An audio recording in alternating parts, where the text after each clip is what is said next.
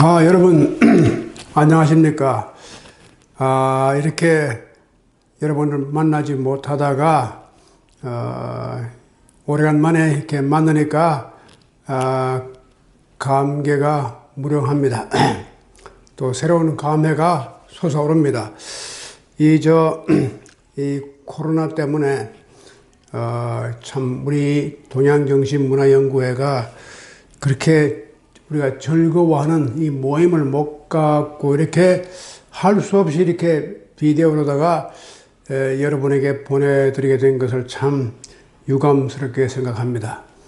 앞으로 그냥 하루 빨리 이것이 지나가고 우리가 또다시 이 모임이 그전같이 서로 만나서 떡도 나누고 뭐 차도 나누고 김밥도 나누고 우리가 뭐 이렇게 대단한 음식은 아니지만 아주 단순하고 소박한 음식이지만 우리가 같이 이렇게 식구가 되었다는 것, 이것이 굉장히 우리한테는 의미 있는 일이 아닌가 이렇게 생각합니다.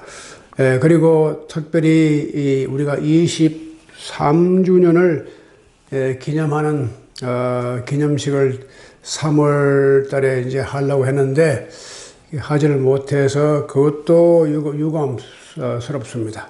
아마 언젠가는 이제 또 우리 같이 모여서 즐겁게 이걸 셀러브레이트 하는 날이 오리라고 생각합니다. 그리고 이렇게 이런 사태를 우리가 만나면서 그 여러 가지로 생각하는 게 있어요. 코로나 바이러스가 우리에게 주는 여러 가지 이제 그 생활의 변화를 생각해 볼 때에, 이게 지금, 한두 가지 아닙니다. 뭐, 저도 지난, 학기, 봄학기, 그러니까, 봄방학기로는 계속 온라인으로 강의를 해왔거든요. 뭐, 미팅이니 뭐 이런 게 다, 이제는 다 온라인으로만 하게 되고, 뭐, 이렇게 학교도 문을 잠그고 그러니까, 우리 학교나 우리 생활이나 이 모든 게 참 변화가 많습니다. 그런데 이 온라인으로 하면 뭐 되긴 되지만, 우리가 이게 제일 중요한 거 뭐냐면 같이 먹고, 같이 마시고, 이 떡을 나누어야 되는데, 이걸 못하니까 굉장히 정말 아쉬운 감이 이제 간절합니다. 사실 이 모임이 우리가 이게 같이 모여서 서로 얼굴 보고 떡 먹고 뭐 우리 김밥하고 이렇게 하면서 서로 이야기 주고받고 이런 그 분위기가 굉장히 이 모임의 중요한 부분을 차지해 왔는데 이걸 하지 못하니까 굉장히 제 마음 가운데 아주 정말 아쉬운 마음이 있습니다. 그런데 이제 또 한 가지 요즘 제가 생각해 보니까 요즘 이렇게 다 온라인 뭐 하고 유튜브로 하고 뭐 예배도 유튜브로 드리고 미사도 유튜브로 드리고 뭐 온라인으로 드리고 뭐 다 그렇게 하는데 이거 구설하는 사람은 무당들이 어떻게 온라인으로 구설할까? 이런 생각을 좀 해봤습니다. 그리고 이 구설을 이렇게 온라인으로 해가지고 이렇게 다 여러 군데 보내고 뭐 유튜브를 만들고 아직 이런 걸 내가 못 봤는데 과연 그게 가능할까?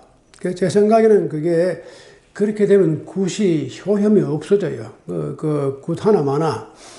그러니까 이 굿은, 그 굿이 되려면은 가장 기본적인 조건이 살아있는 이 정신이 같이 신이 나야 됩니다. 신이 들려가지고 왔다 갔다 하고 살아있는 정신이 그 모인 사람들 가운데 이게 호흡이 왔다 갔다 하고 이렇게 돼야지만 그게 되는 건데 이게 안 되면 그 굿이 안 돼요. 아무리 뭐 훌륭한 무당이 와도 뭐 예를 들어서 누굽니까? 그 김금화? 뭐 그런 정말 이름난 저명한 무당도 온라인으로 구선 못할 것 같습니다. 이걸 생각해 볼 때 우리가 이게 먹는 것 이렇게 서로가 정을 나누는 것이 얼마나 중요한가 하는 것을 생각해 볼 수 있고, 이제 이 코로나 이것 때문에 우리 한국 사람들이 뭐 코로나 사건 이게 뭐 수습을 잘했다 못했다 이래가지고 이 전 세계적으로 뭐 굉장히 우리 한국이 소개되고 뭐 이제 칭찬도 받고 하는데, 제가 얼마 전에 한 2달 전에 이태리에 사는 제 친구가 역시 우리 파니카 그룹에 속한 친구인데, 오랫동안 알고 있는 친구인데, 이 사우스 코리아, your people is the best. 뭐 이렇게 아주 극찬을 해가지고 보냈는데, 모르겠어요. 그 진짜 우리가 그 칭찬이 얼마나 갈지 모르지만, 사실 정부가 잘한 것보다는 우리 국민들이 다 잘한 겁니다. 국민들에게 그런 의식이 정말 잘 들어가 있고, 이 미국 사람들은 너무 자유분방해하고 뭐 개인의 권리니 어쩌니 해가지고 자연이, 그래서 이게 좀 통일도 안 되고 말이죠. 이게 중구난방이에요 지금. 이게 정말 한심한데, 그래도 우리 이 한국 문화가 좀 의미가 있다. 우리 동아시아 문화권이 그래도 공동체 의식을 가지고 이런 것을 참 잘 대응을 하고 있지 않느냐.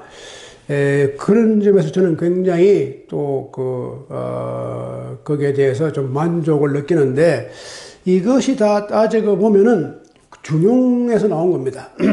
이 유교적인, 우리가 그걸 우리 유교를 믿는다 안 믿는다 그걸 떠나서 우리가 자란 이 문화적인 환경이라든가 우리 생활, 또 우리 이 멘탈리티, 생각 속에 깊이 들어가 있는 유교 문화권이 큰 영향을 미치고 있다. 저는 그래 봅니다. 중국이나 대만이나 홍콩이나 싱가포르, 한국, 일본 할 것 없이 이런 동아시아 문화권에서 이번에 조금 특이하게 이렇게 이런 어떤 역병이 이제 창궐 하고 이런 위기가 올 때에 국민 의식이 어떻게 작용하는가. 그리고 외국 사람들도 단순히 정부가 잘하고 여기보다는 한국인이라고 하는 것. 그래서 그 사람도 그래요. People, your people is the best. 우리 국민들이 어떻게 그런 이 위기에 잘 적응하고 거기에 대한 리스폰스를 어떻게 하고 있느냐. 이게 지금 서구 나라가 잘 살고 선진국이고 강한 나라들이 미국을 위시해서 유럽도 다 그런데, 이제까지는 이런 게 오면 다 그건 저기 못 사는 나라, 아시아, 아프리카 그런 데서나 그러지, 우리는 별로 관계없는 거다 생각했거든요.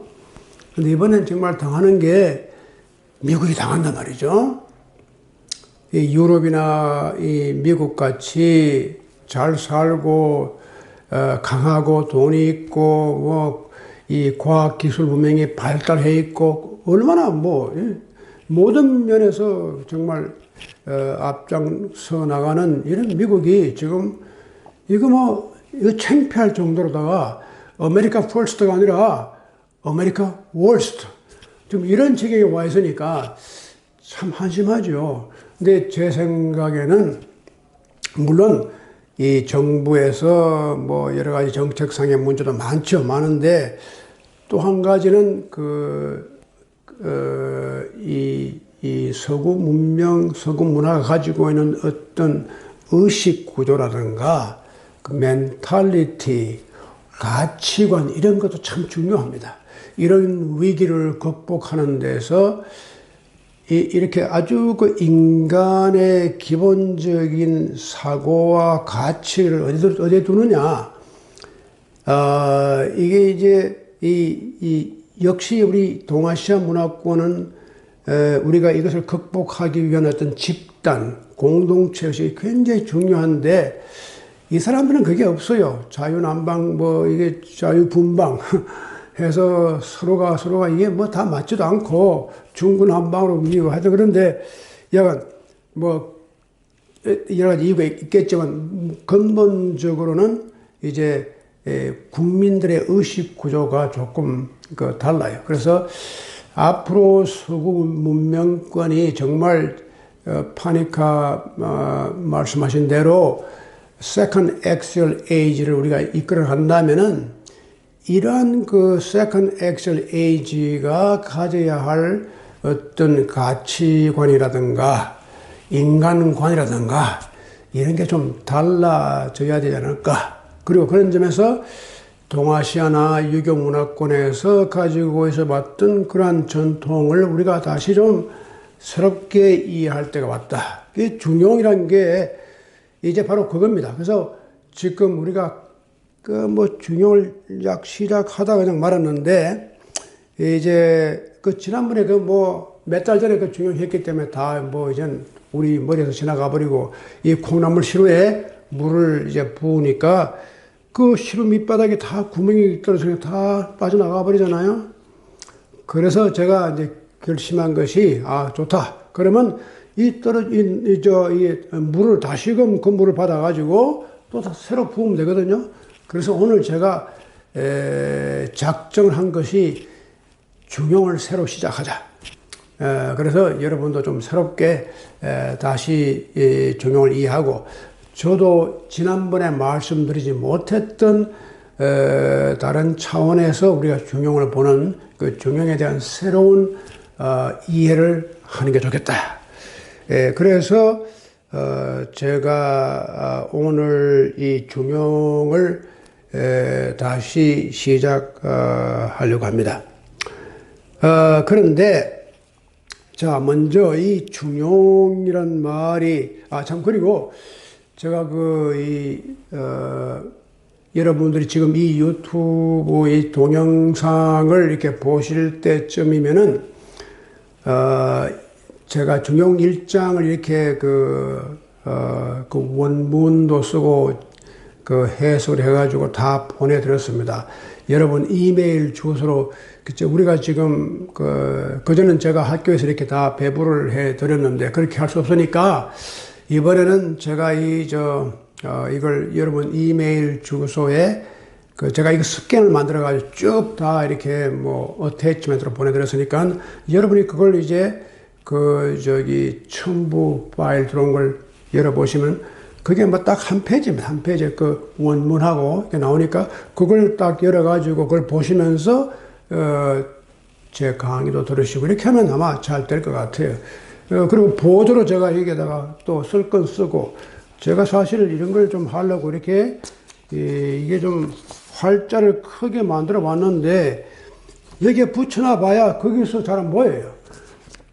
그래서 제가 한번 이걸 여기다 붙여 가지고 보니까 안 보이니까 우선 자 이 정도 되면 아마 보시겠죠. 예, 이제 이건 보입니다. 이게 이제 중용 이제 첫머리 경상 그러면 첫머리 이게 비기닝 오프닝 라인입니다.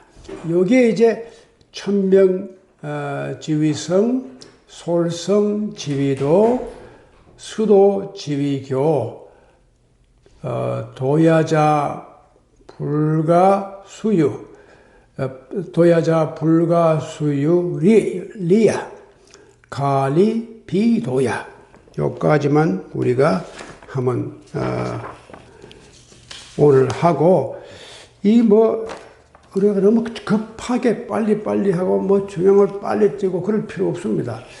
이 공부라고 하는 것이 제가 요즘 율곡 선생님 율곡을 좀 읽으면서 지금 여러 가지로 요즘 율곡을 제가 꼭 해야 돼요. 지금 이번 여름에 아주 모든 걸 제쳐놓고 이 율곡 제가 이걸 완성을 해야 되는데 이거 정말 죽기 살기로 이거 끝내야 됩니다. 그런데 그 율곡 이제 다시 이제 공부를 하면서 보니까 재밌는 얘기가 나오는데 율곡이 자기 스스로를 경계하기 위해서 이런 글을 썼어요.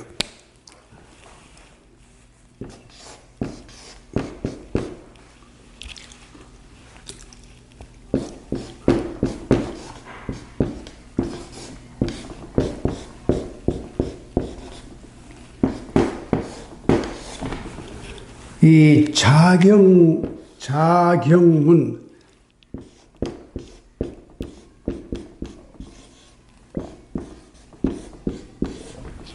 이 자기 자신을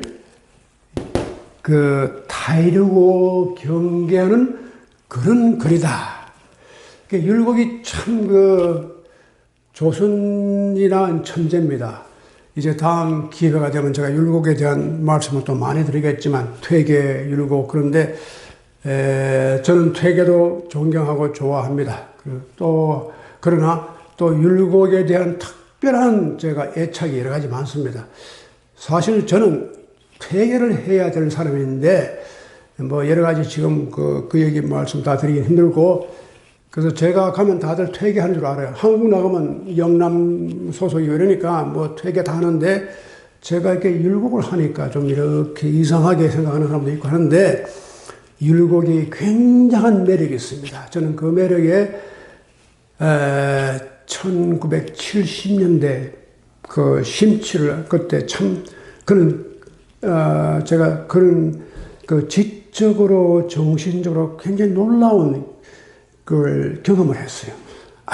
여기에 이제까지 내가 내가 이 율곡을 한다거나 뭐 조선 유학한다 전혀 생각지 않던 나에게 뭔가 들어오는 게 있었다고요. 근데 그래서 이렇게 율곡하게 됐는데, 율곡을 그것도 지금 계속 또 하고 있습니다만, 그리고 참 다행히 그때 파니카 선생님을 제가 만나고 또 뚜에밍 교수를 만나고 이렇게 해서 다 제 배움의 틀이 잡히는데, 거기에 이제 율곡이 참 기발한 사람입니다. 머리는 천재입니다. 23세 급절, 이 율곡은 과거 시험을 9번 봤어요. 이게 9번 봤다는 게 뭐 재수를 했다는 게 아니고 9번 재수를 요즘은 시험을 9번 그 재수했구나. 근데 그런 재수 아닙니다. 그 당시에 과거 제도가 과거가 여러 가지 있습니다. 그래서 그 시험마다 항상 장원을 했습니다. 아주 톱을 했어요. 그러니까 그 시험이 29세까지 갑니다. 29세에 가서 9번을 다 가장 우수한 성적으로 1등을 했어요. 그러니까 구도장원 9개의 과거를 장원급제했다. 천재입니다. 천재고, 명나라까지 그때 율곡이 쓴 천도책이라는 그게 아주 짧은 책이지만, 그게 가서 명나라 사람들이, 이거 조선에 이런 인물이 있었구나. 아주 감탄합니다. 그런데 그건 그렇고, 제가 또 율곡 얘기 시작하면 한이었거든요. 이 정도로 해야 되지. 근데 이 율곡이 보면 참 재미있는 게, 자기 자신을 타이르는 자경문이라는 걸 썼어요. 대개 우리가 이런 걸 안 쓰거든요. 뭐 자기 저작도 하고 뭐 어디 가서 연설도 하고 뭐 할 게 많은데, 이 율곡은 자기가 29세부터 그분이 49세에 돌아가셨어요. 아주 일찍 돌아가셨는데 20년간을 관직에 있었습니다. 별의별 벼슬을 다 이것저것 다 했는데, 그러면서도 이제 공부를 했거든요. 하면서 자기 자신을 타이르는 글을 썼어요. 이게 참 놀라운 게, 왜 율곡 같은 천재가 자기를 타이르는 글을 썼을까? 예를 들면 요즘 같은 천재가 그렇게 자기를 타이르는 글을 쓸 필요가 뭐 있어요? 천재인데 내가. 특구면 금방 아는데 그러니까 머리가 워낙 좋으니까 한 번만 다 알고 말이죠. 공부하는 다 하고 그런데, 이 사람은 참 겸손한 사람이죠. 이걸 아주 장문으로 제가 요즘 이걸 읽고 있거든요. 자격문을. 근데 자격문이 나오는데, 그게 참 아주 우리 일상적인 아주 프랙티컬한 얘기가 많이 나옵니다. 그래서 누구든지 이렇게 이걸 읽고 누구든지 자기 생활에 변화를 가져올 수 있는 그런 글인데, 이걸 스스로, 그러니까 이게 경자가 참 자기를 타이르고 자기를 경계하고 admonishment, 영어로 말하면 admonition, 굉장히 이게 좋은 말입니다. admonishment. 자기를 admonition. 되게 이제 이건 admonition은 상대방을 해요. 내가 상대방을 좀 꾸짖고, 뭐 상대방을 좀 이렇게 이제 충고를 해주고 그럴 때, admonish요. 항상 그 대상이 자기가 아닙니다. 근데 이건 그 대상을 자기로 삼았어요. 내가 지금 들어야 할 이 admonishment가 뭐냐. 그래서 이 자격문을 지었는데, 언제 이걸 지었을까? 여기 논란이 많습니다. 학도리관에 따라서 뭐, 젊을 때 금강산에 들어갔다, 나올 때 지었다, 어쩌다, 뭐, 그 후에 지었다, 여러 가지 말이 많은데, 근데 제가 왜 이 자광은 이런 말씀 드리냐면, 이 자격문을 보면은 공부를 하는 아주 좋은 그 방법이 아주 우리가 꼭 같이 우리가 배워야 할 건데, 이게 공부를 이제 우리가 한다면, 이거 중용 시작했는데 언제까지 할 거냐, 빨리 이거 하면 딱 뛰어야지 뭐. 그리고 뭐 이게 사서 다 딱 뛰어야 되고, 뭐 어쩌고. 그런데 이 율곡이 이런 말 합니다. 공부라고 하는 것은 불완, 아닐 불자, 완자는 완화시킨다. 이렇게 좀 풀어준다. 그래, 불급, 급하게. 불안, 불급이란 말을 써요. 공부를 할 때는 너무 이완돼가지고, 이거 뭐 하는 동 마는 동, 저기 농대에 치고, 저기 뭐, 이러면 안 된다는 거예요. 또 그 대신에 공부를 그냥 탁 앉아가지고 급하게 한다고, 뭐 밤을 새우고 한다든가, 뭐, 이것도 틀렸다는 거예요. 공부를 그렇게 하는 게 아니라는 거예요. 그러면서 율곡이 참 재밌는 말을 합니다. 공부를 왜 그렇게 급하게 해야 할 게 뭐가 있느냐고요. 공부란 건 어차피 우리가 죽고 난 다음에야 끝이 나는 건데, 왜 그렇게 미리 급하게 뭐 이게 할 필요 없다는 거예요. 그러니까 적당히 자기가 너무 이완할 필요는 없지만, 그렇게 급하게 뭐 밥 안 먹고 밤새가면서 뭐 이렇게 그렇게 할 필요 없다는 거예요. 그래서 우리도 율곡의 공부하는 방법을 좀 배워가지고, 이 균형을 좀 더 느슨하게, 그렇다고 뭐 아예 안 하거나 농대에 치면 안 되지만, 좀 이렇게 급하게 우리가 빨리 뛰어야 된다는 그런 어떤 강압감이랄까, 그런 걸 가질 필요는 없습니다. 그래서 이제, 여기에 보면 자격문에 공부하는 방법이 나와 있는데, 이 율곡이 이걸 쓸 때 보면은 이 중용을 많이 인용했어요. 나중에 제가 하면서 이제 좀 말씀드리겠지만, 그래서 율곡이 대학도 많이 인용하고, 중용도 많이 인용하고 있는데, 자, 우리가 지금, 그래서 율곡을 하면서 제가, 중용이라고 하는 것이 이렇게 좀 다르다. 그래서 제가 그 말씀 제가 드리려고 합니다, 오늘. 근데 우선, 중용의 뭡니까? 타이틀, 이 중자, 이건 다 아시죠?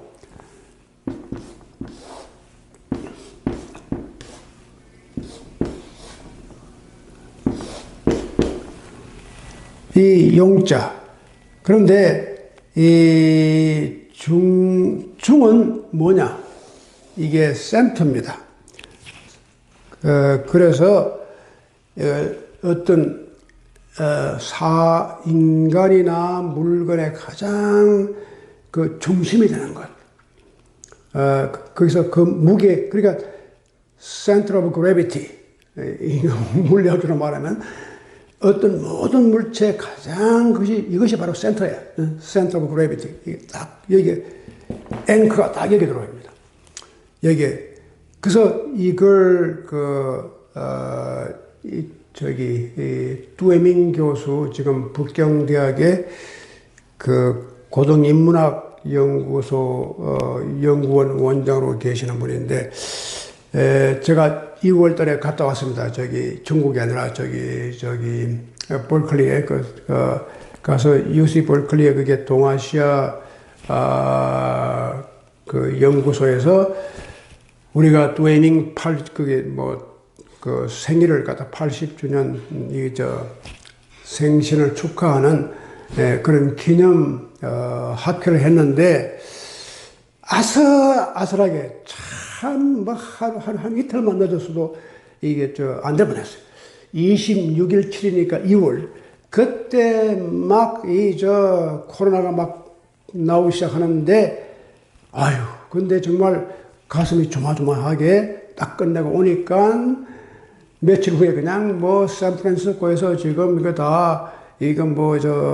shelter in, 이제 학교도 스탠포드, 벌클리 다 이제 클로즈하고, 근데 정말 아찔해서. 근데 약간 이 뚜에밍이 이 중을 centrality, 그렇게 번역했습니다.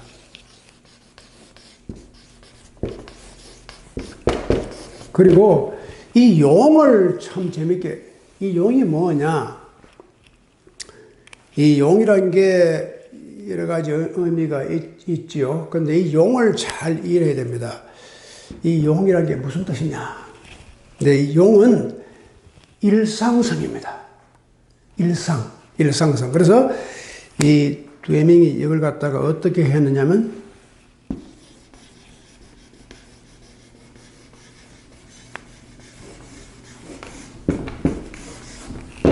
아주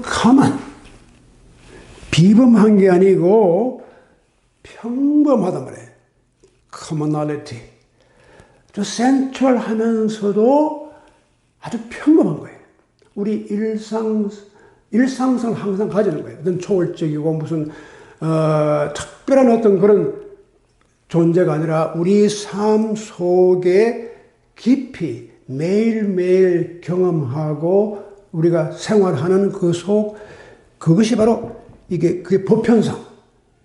보편성과 또 세속성. 이게 세속입니다. 우리가 세속이란 말을 너무 이렇게 도덕적으로 혹은 종교적으로 나쁘게 이렇게 생각하지만, secularity라고 하는 게 참 좋은 말입니다. 우리가 다 세속 가운데 살고 있으니까.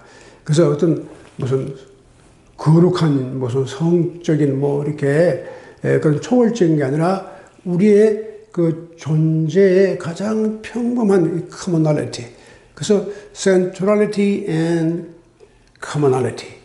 이렇게 했는데, 이제 이걸 보면서 제가 느낀 게 하는 게 뭐냐면, 이 용자하고, 이 용자가 어떻게 보면은 이 상자하고 비슷해요.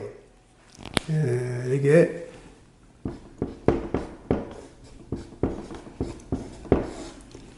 이게 상 아닙니까? 이건 용이고, 이 상은 아주 일상적인 것, 아주 평범한 거죠.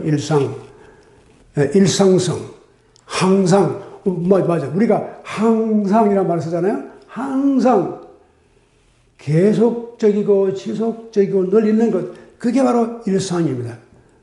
그런데 이것이 이 중용하고 도덕경하고가 연결이 돼요. 그래서 제가 오늘 그 얘기를 좀 말씀드리고 싶은데, 우리 이 모임이 사실은 시작이 도덕경으로 시작했거든요. 23년 전에. 근데 그때 이제 우리가 도덕경을 가지고 이제 한 구절 읽으면서 이 모임이 이제 시작이 돼서, 때로는 이 모임을 갖다가 도덕경 모임 이랬습니다. 요즘 이름이 동양정신문화연구회 길게 이렇게 됐지만, 그때는 도덕경. 도덕경 끝나고 나니까 계속 도덕경을 부르기 좀 힘들고, 그래서 이제 이름을 바꿔왔는데, 이게 도덕경 모양입니다. 근데 이 도덕경에 왜 제가 이 말씀드리냐면, 이 도덕경을 보면은, 도덕경 제일 처음 나오는 구절이, 여러분 이미 다 아시겠죠?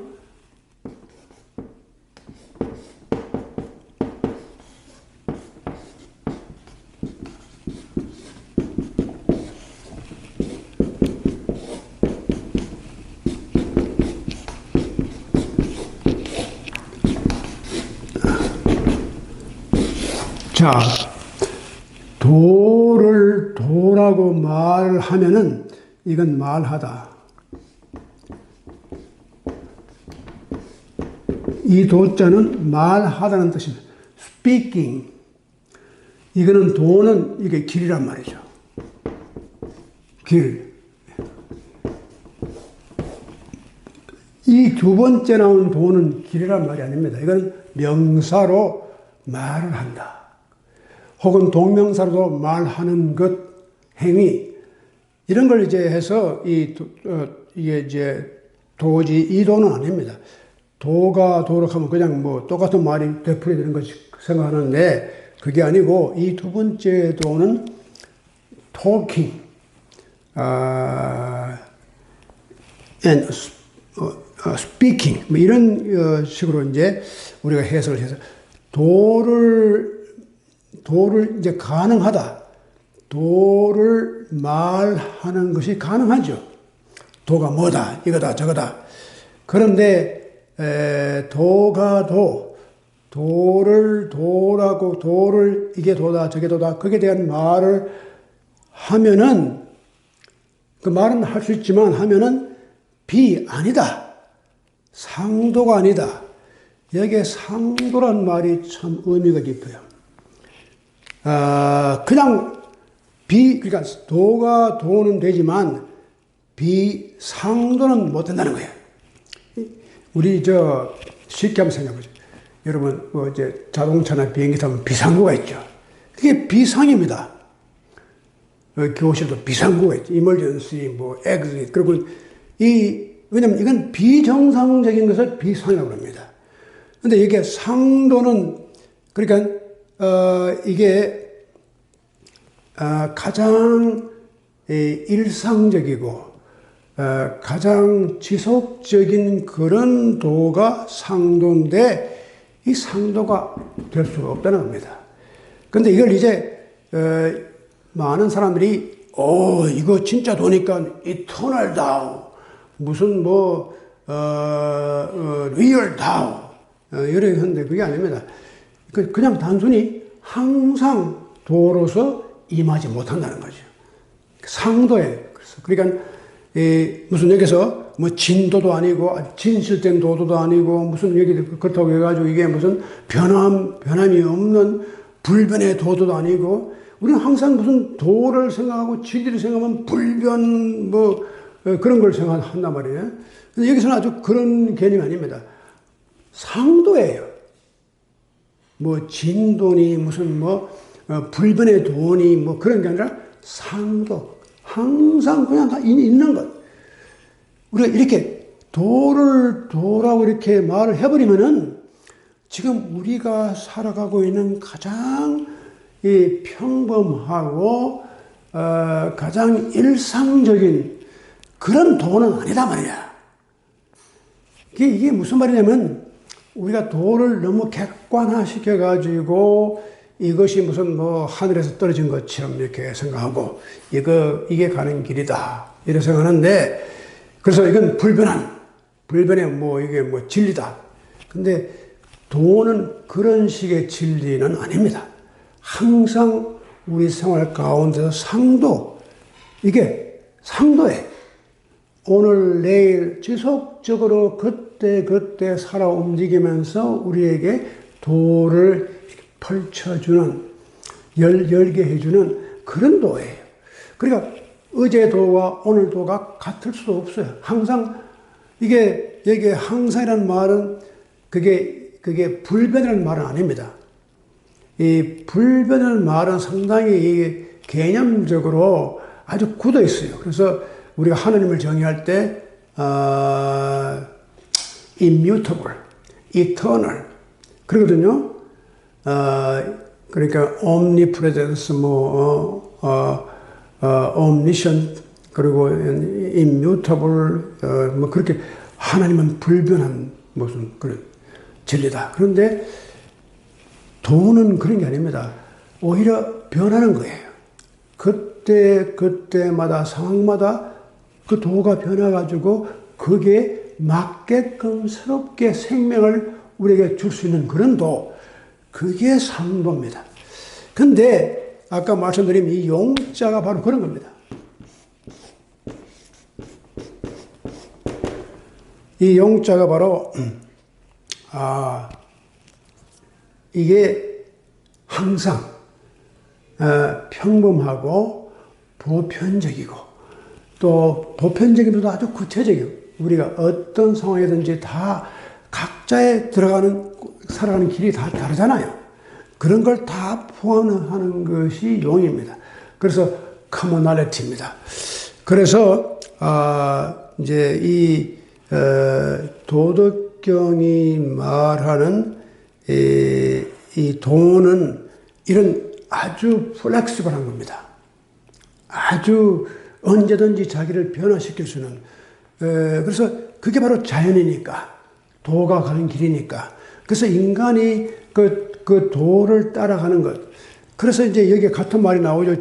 정용에 보면은 무슨 말 나옵니까? 정용이 거기에 보면은 이제 천명지위성 그러니까 하늘이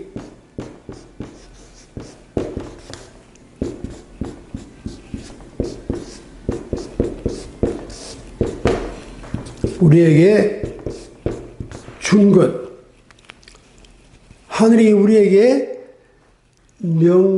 명령해서 우리에게 주신 것, 그것이 바로 성이다. 그러니까 이 천이, 이것도 명자가, 이게 동명사 같은 거는, 우리에게 endowed, 우리에게 주는 것, 천명이라는 뜻이 아니고, 이건 그러다면 두 글자가 하나로 합해가지고 하나 명사가 돼가지고 뭐 heavenly 뭐 will이라든가 뭐 그런 heavenly mandate 그런데 그건 뜻이 아니고 하늘이 우리에게 이렇게 베풀어 주는 것 그것이 바로 우리의 nature. 이 nature란 말이 여러 가지 의미가 많잖아요. 성이 뭐냐? 이 성이 이제 나중에 이것이 참 그 유학사에서 보면은 우리 조선조에도 이게 성리학 이게 중국에서 이제 주작 그걸 성리학 이게 다 성에서 나오는 건데 이 성을 이냐 기냐 뭐 그 복잡한 게 많은데 제가 이제 다음 기회가 되면 또 그걸 말씀을 다 드리죠. 그래서 성이 마음이냐 감정이냐 아니면 어떤 이성이나 어떤 원칙이냐 여러 가지 많습니다. 그런데 약간 우리 그런 건 다 나중에 말씀드리고 우선 하늘이 우리에게 주신 것 그것을 우리의 성이라고 한다. 그래서 우리가 그 성을 따라가면은 그게 바로 도다. 그렇죠? 그래서 솔성지도 이 도를 따라가는 것이 우리 human nature 우리의 이 성을 따라가는 것이 뭐가 나오느냐? 이걸 따라가면은 여기에서 이게 도가 나오는 겁니다.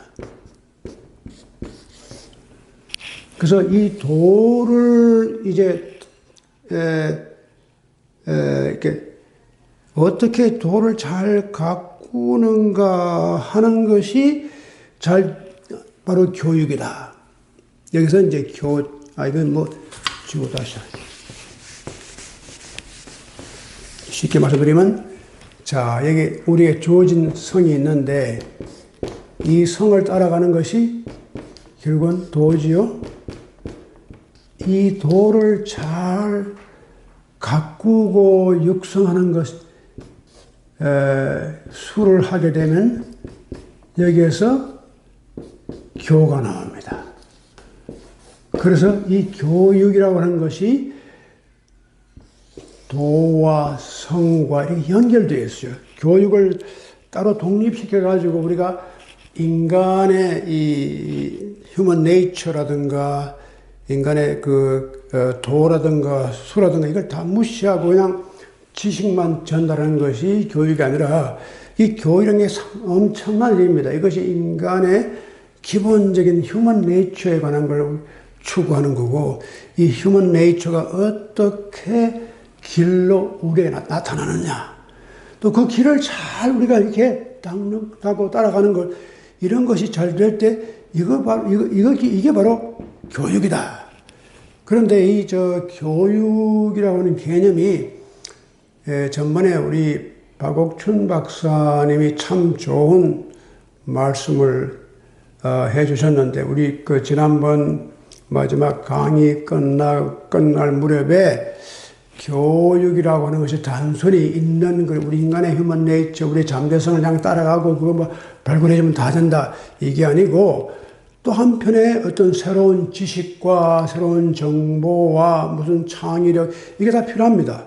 그러니까 이런 두 가지 면을 우리가 다 합해서 교육이라고 그러고 우리의 참 교육은 그러니까 어떤 우리가 information 외부로부터 받는 그런 정보라든가 배움이 필요하고 또 그걸 통해 가지고 우리가 변화되는 transformation 이 두 가지 기능이 다 잘 이루어질 때 이 교육이 참 좋은 교육이 되는데 현대 교육은 그냥 지식만 전달하면 되는 거죠. 학교에서 그냥 내가 한 과목 가르치고 전달하고 나는 그냥 거기에 페이책 봉급이나 받아먹고 이렇게 파는 겁니다. 근데 이 원래 교육의 의미는 그게 인포메이션과 트랜스포메이션 같이 그게 다이내믹하게 관계를 맺고 움직여야 돼 있어요. 그래서 교육을 통해 가지고 내가 보는 관점이 어떻게 달라지는가, 내 삶의 방향이 어떻게 달라졌는가, 꼭 도덕적이 아니라고 하더라도 어떤 생각의 방향이라든가, 세상을 보는 눈이라든가, 새로운 어떤 안목이 생긴다거나, 이런 변화가 꼭 필요합니다. 그래서 그게 이제 교육인데, 요즘 교육은 무조건 그냥 사람이 주는 걸 다 그냥 달달달 볶아가지고 그냥 그걸 저쪽 해가지고 그대로 다시 이제 퍼내주는 것. 이러면 내가 많이 알고 시험에 다 통과되고 그래서 이게 좀 현대 교육의 문제점이 거기에 있다고 생각합니다. 자, 자우정은 그만큼 하고, 자, 여기서 아주 중요한 문제가 하나 있는데, 이게 유교의 아주 중요한 문제가 여기 있습니다. 도교와 유교의 차이가 바로 여기 있는데, 이 성입니다. 도교는, 도가도 비상도 그렇잖아요. 도라고 규정을 짓지 말라는 거예요. 어떤 규칙을 만든다거나 이렇게 그걸 객관화 시켜놓고 우리가 그걸 따라가야 된다. 그렇게 되면 이미 그거는 우리 생활 속에 항상 지속적으로 움직이는 그런 활력 있는 그런 상도는 이미 아니다는 거예요. 그러니까 이런 것이 굉장히 도교는 그래서 그걸 인간이 의식적으로 도를 자꾸 이렇게 정의한다거나 도를 위해서 자꾸 도를 닦는다거나 이런 것까지도 좀 꺼려해요. 그냥 let it go. let it go. 비틀스 같이 let it be, let it be, let it be. 이게 가장 좋은 말입니다. 도덕경을 가장 쉽게 설명하면 let it be, let it be, let it be. 저는 그렇게 생각해요. let it be. 왜 인간이 자꾸 그 흐름에 뛰어들어가지고 이리 가라 저리 가라 할 필요 없어. 자연이 흘러가는 대로 let it go, let it be. 인간의 불행은 자꾸 우리가 그걸 막고 이리저리 털고 방향을 이리 털고 저리 털고 그러지 말고 let it be. 자연이 흘러가는 흐름을 허용해주고 우리가 될 수 있는 대로 그 길을 막지 말아야 돼요. 넌 interference. 그 인간이 자꾸 이 자연에 흘러가는 길을 갖다 너무 그걸 인터피어 하고 있다. 이게 이제 도교의 주장입니다. 그래서 우리가 과감하게 let it go, let it be. 그러니까 좀 이게 유교적인 그 선비들이나 이런 엘리트들이 굉장히 위험한 생각이다. 이거 그렇게 되면 그 뭐가 될 거냐. 이게 뭐 지금 그냥 let it be 해놓으면 이게 뭐, 지금 저것들 그 세상에 무슨 이게 케이오스가 이루어질 거 아니냐. 이제 이런 염려를 이 유교에서는 많이 했기 때문에 이 도교에 대해서 조금 이게 그 못마땅하게 생각하고 좀 억압도 하고 좀 적어도 그렇게 뭐 핍박까지 하지 않았지만 룩다운. 저놈들은 저게 진짜 도를 모르는 놈들이야. 그냥 let it be 그게 뭐냐 말이야. 그런데 이제 유교의 도의 개념은 좀 다릅니다. 그래서 뭐냐면 유교는 인간이 가지고 있는 이 성이 이제 하늘이 준 게 있지 않습니까? 이 성이 이제 여기 있는데 이 성을 그냥 막연히 다 따라가는 것만 가지고는 안 된다. 이게. 그래서 물론 이 성을 따라가는 건 이게 도죠. 이제 첫째는 이게 중요합니다. 일종의 이건 역시 인간은 자연에서 왔으니까 하늘이 우리에게 준 것이니까 줄 때부터 인간에 주어진 어떤 그 네이처가 있단 말이야. 그러니까 인간이 선하다, 악하다, 뭐 선하고 악한 게 두 가지가 다 있다. 이 인간의 성에 대한 디베이트가 아주 굉장히 복잡합니다. 맹자로부터 시작해가지고 성선설이 나오느냐 하면 순자에 가서는 또 성악설이 나오죠. 여러 가지로 이게 참 복잡한데 이런 것이 바로 성의 문제점입니다. 성을 우리가 어떻게 이게 악한 건지 선한 건지 선하지도 악하지도 않은 건지 선과 악에 같이 있는 건지 아주 복잡합니다. 그런데 우리가 그런 것까지 들어갈 필요 없고 이야가 간단히 말해서 이 성은 주어진 것이다. 이게 이렇든 저렇든 간에 우리가 따질 게 아니라 그냥 우리가 살아가면서 어딘지 모르게 이게 따라가는 게 이게 좋아. 이게 적합해. 그 인간의 본성이 아마 그렇게 흘러가는 게, 그러니까 우리가 편하게 그런 게. 근데 그대로 놔두는 것이 참 좋다고 생각하는 것이 이제 도교의 입장. 제가 아주 간략하게 설명을 드린 겁니다. 아주 도교 조금 자연대로 돌아가도록 인간이 될 수 있는 대로 인간의 간섭을 하지 않는 것. 이게 도교의 기본적인 입장입니다. 그런데 유교는 한편으로는 그걸 인정합니다. 천이 우리에게 준 것. 때로는 천을 자연이라고 해석하기도 하거든요. 자연이 우리에게 준 것. 이것을 따라가는 것이 바로 도지 뭐냐. 여기까지는 도덕경과 아주 비슷해요. 한데 요 다음 단계가 좀 재밌어요. 이게 이 다음이 뭐냐면 이 수라는 개념이 들어가요. 수. 우리가 닦을 수자 아닙니까? 수신한다. 우리가 수도한다. 근데 이 수라는 개념이 여기는 없어요. 없는데 도를 닦는단 말이 여기에서 나온 겁니다. 특히 준용에서 수도, 이게 도를 갖다가, 이게 도는 이 성을 그냥 솔성, 이게 지도고, 그 다음에 수도, 지위, 뭡니까? 그러니까, 그게 교라고 하는 것이, 수도, 지위, 교. 그러니까, 이 교육이 뭐냐? 도를 그냥 그대로 따라가고, 그대로 있는 자연에서 그냥 나오는 것만 우리가 따라가게 내버려두는 것. 이게 교육이 아니고, 이 도를 어떻게 보면 좀 더 갈고 닦고 도를 좀 갖추게 만들고 이것이 수입니다. 이것을 하는 것이 바로 교육이다. 교육이라고 하는 것은 두 가지입니다. 그래서 그런 점에서 첫째는 우선 성을 인정해야 됩니다. 인간에게 다 주어진 어떤 흘러가는 길이 이게 있다는 게 그 성을 인정하고, 두 번째는 이 성을 우리가 그냥 그대로 두면은 이게 케이아스, 바벨리언. 예, 그런데 우리가 이것을 수를 가지고 이렇게 저렇게 우리가 닦고 갈고 우리가 이 숫자가 닦고 갈고 하는 것도 있지만 또 존경한다는 뜻도 됩니다. 이 길을 우리가 굉장히 존경하면서 따라가고 이 길을 잘 우리가 가꾸어 나가는 것. 이것이 바로 교육입니다.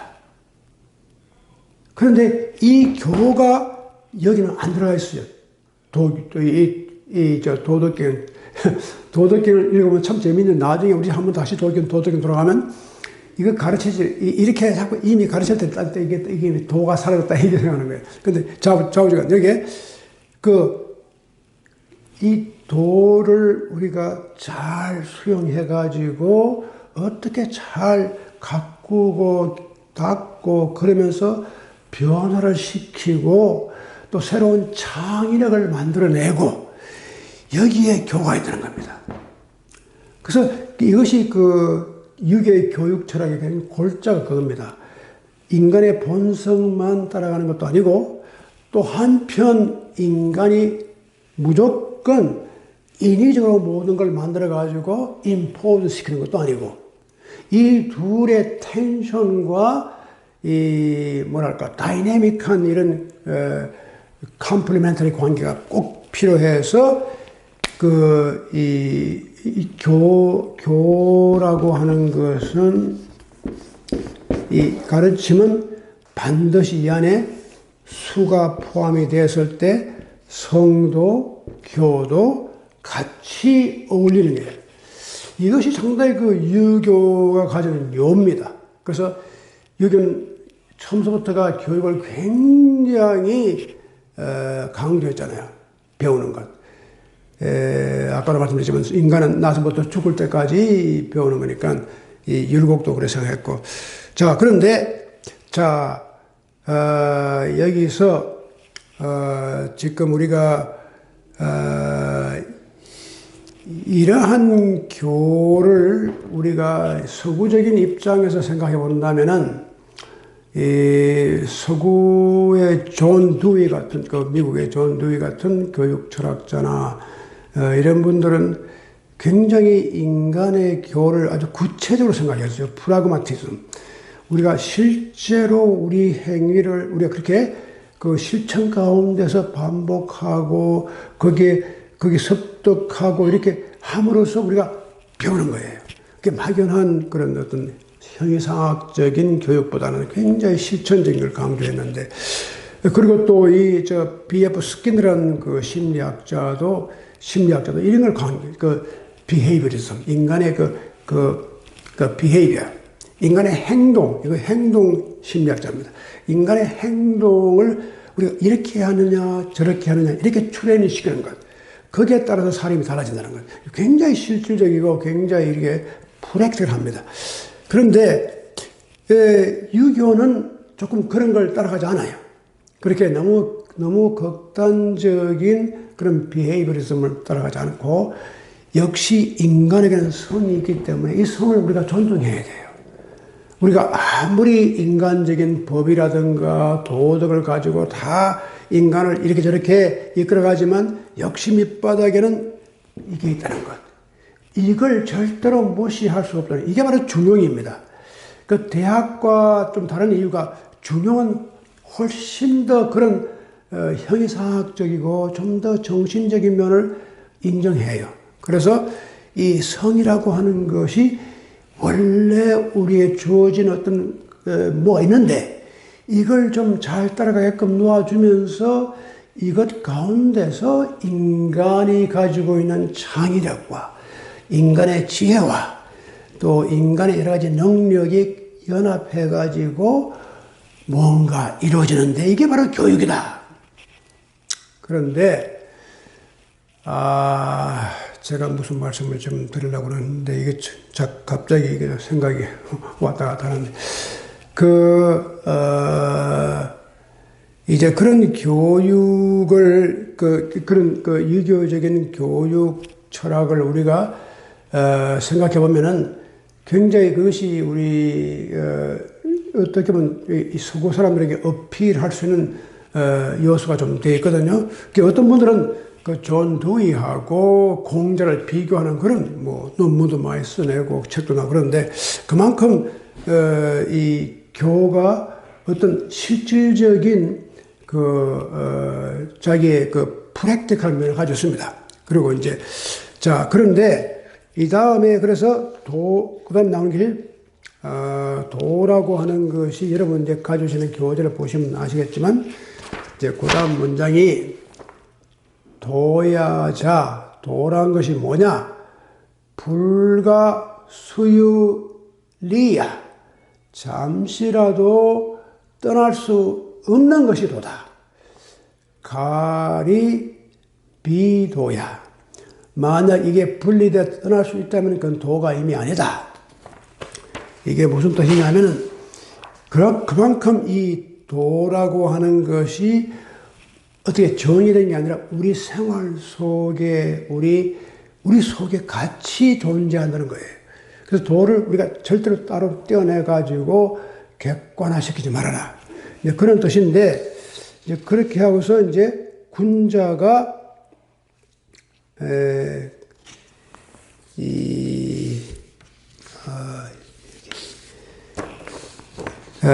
그러므로 이게 시고, 군자, 개, 신호, 기소, 불도. 이렇게 우리하고 너무 가까이 밀접하게 연결되어 있기 때문에 보이지 않는 거예요. 이게 참 희한한데,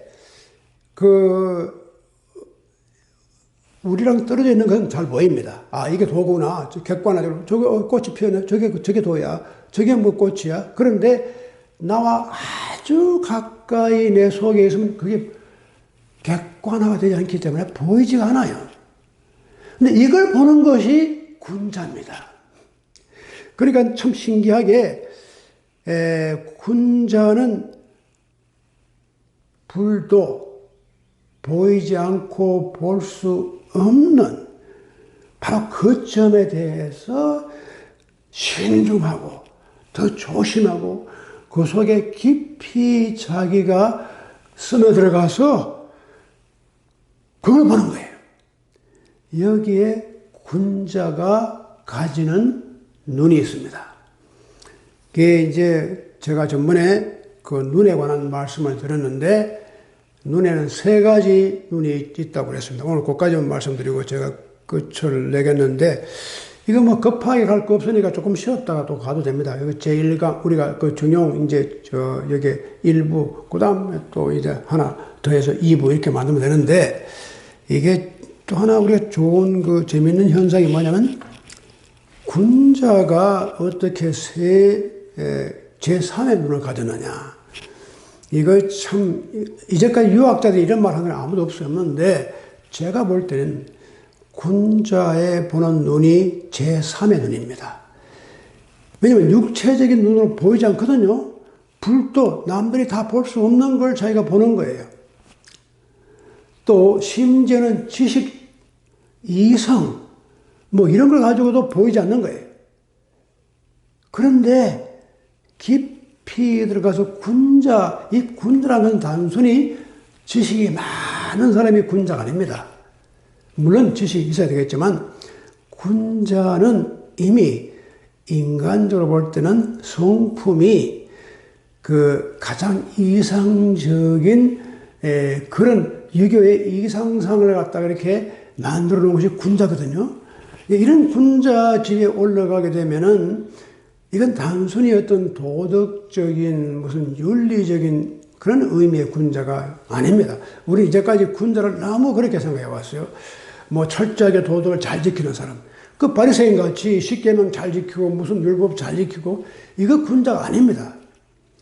군자는 그렇게 전혀 뭐랄까 이 융통성이 없이 그냥 고지고대로 탁탁 지키고 막 앉아가지고 이렇게 이런 식의 우리 군자상을 가지고 있는데 이거 잘못된 겁니다. 군자는 정말 우리 생활 속에 깊이 들어와서 눈에 보이지 않는 것, 남들이 볼 수 없는 것을 자기가 그 속에 관심을 가지고 뚫어보는 거예요. 이게 바로 군자입니다. 그래서 군자의, 그 공자도 이 군자란 말을 많이 쓰고, 여기 조용히도 많이 나옵니다. 근데 이 군자를 우리가 다음에 우리가 또 이제 자세히 좀 공부를 할 기회가 있겠지만, noble person, superior, 영어로 superior person, 그렇게 쓰는데, 이 군자는 제가 볼 때는 이 군자는 아주 sensitive해요. 그러니까 어떤 그 sensitivity가 굉장히 발달한 사람이에요. 그러니까 사람들이 눈에 안 보이는 것을 볼 수 있는 그런 인사이트랄까, 그런 인투이션이랄까, 이런 게 있는 거예요. 다른 사람이 보고 지나치는 거예요. 안 보이니까. 근데 군자는 거기에 탁 하니 초점 맞추는 거예요. 이게 바로 여기 있다. 보물 찾기 하는데 저 잘 보이는 거 가서 그 보물 못 찾아요. 남들이 다 그거 없다고 지나가는데 거기에 딱 보고 야 이게 보물이 있다. 이게 군자란 말, 쉽게 말하면. 그러니까 불도 보이지도 않고 볼 수도 없는 그런 곳에 자기가 더 신중히 더 성실하게 자기를 집중시킨다. 그래서 군자의 이제 이것이 제3의 눈인데, 여러분 제가 지난달 아니죠. 2월 달에 이거 잠깐 말씀드린 게 제가 그때는 그냥 지나가면서 말씀드렸거든요. 눈이 3개다. 근데 오늘 다시 한번 반복을 해보겠습니다. 예, 그것만 하고 제가 여러분 지루하시겠지만 그것만 하고 제가 마치겠습니다. 자.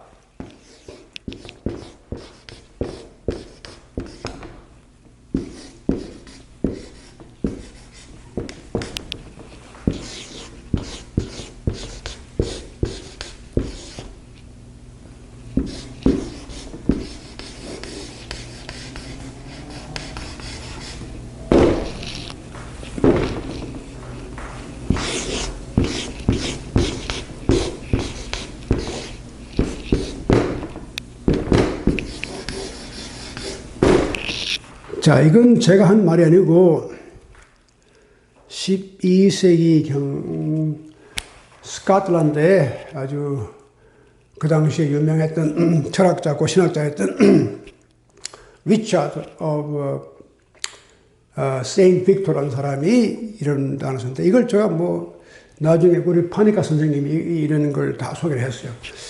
근데 이게 쉽게 말하면 오클루스란 말은 눈이란 말이고, 까르니, 이건 육체란 말이에요. 피지컬한 것. 이 인간의 육체거든요. 오클루스 라티오니스. 라티오, reason, rationality. 이성으로 보는 눈이 있어요. 또 하나는 오클루스 피데이. 피데이란 말은 신앙이란 말입니다. 근데 무슨 군자가 하나님을 믿는 신앙, 예수 믿는 신앙, 그런 신앙이 있겠어요? 그런 의미가 전혀 아닙니다. 이 피데이를 잘못, 너무 좁게 해석하면 그런 게 되는데, 이 피데이는 인간이 어떤 종교나 어떤 그런 교를 떠나서 인간이 가장 깊은 신비적인 경지에 들어갔을 때, 보이는 눈이 있습니다. 이건, 무슨 불교도 그렇고, 여러 가지, 우리가 종교, 기독교나 유교, 여러 가지 종교 보면 다 이런 차원이 있어요. 군자는 적어도 이 차원에 들어가는 사람이 군자입니다. 그래서 이 눈을 가지는 것이, 제3의 눈을 가지는 것이 이 군자의 자격을 가지는 거예요. 그래서 이게 지금, 보이지 않는 그 점, 그게 보물이 있는 거예요. 보물이. 거기 있는데 그걸 못 보는 거예요, 지금 사람들이. 그래서, 오클루스 피데이. 그것은 누가 찾느냐? 가슴. 인간에게는 뭡니까? 이렇게 이 머리가 이성이라든가 브레인이 있고, 또 우리 이렇게 육체가 있고, 이 밑에 또 가슴이 있습니다.